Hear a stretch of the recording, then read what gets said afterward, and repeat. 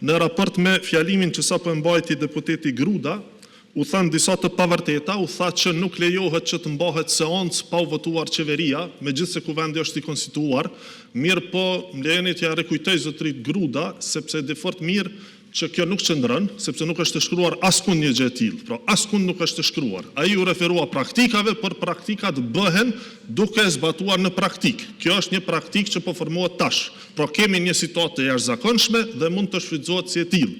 Për fakti që deputeti Gruda është sot këtu, edhe pas konferencës për media nga Vlora Qitaku, që e pam pak më herët, tregon edhe për disonancën brenda vetë partisë.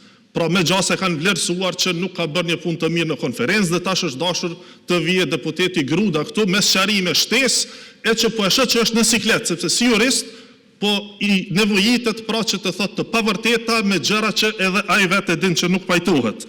U tha që komisionet nuk mund formohen sepse ende nuk dihet kush është pozit e kush opozit. E pavërtet gjithashtu.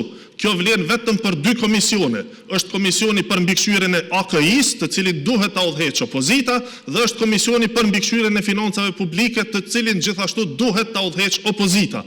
Por të gjitha komisionet tjera nuk mvaret kush është pozit e kush opozit.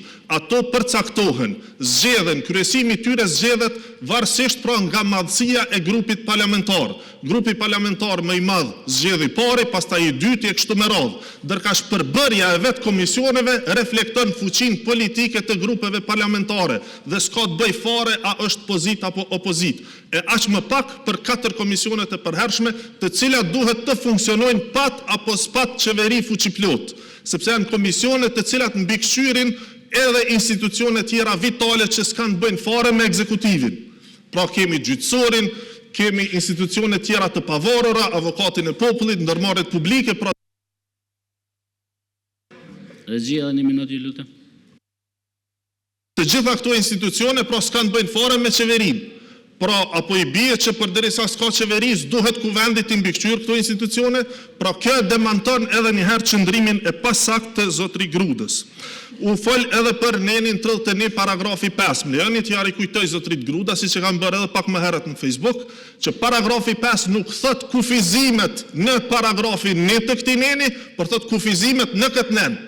Pra që nën kupton edhe paragrafin 2, edhe paragrafin 3, edhe paragrafin 4. Pra nuk vlen ajo që po thot zotri Gruda, po keq interpreton qëllimshëm. Po për më tepër, nëse pas ka qenë problem buxheti i vitit 2026 se që ka miratu prej qeverisë, pse atëherë nuk po i formojnë komisionet?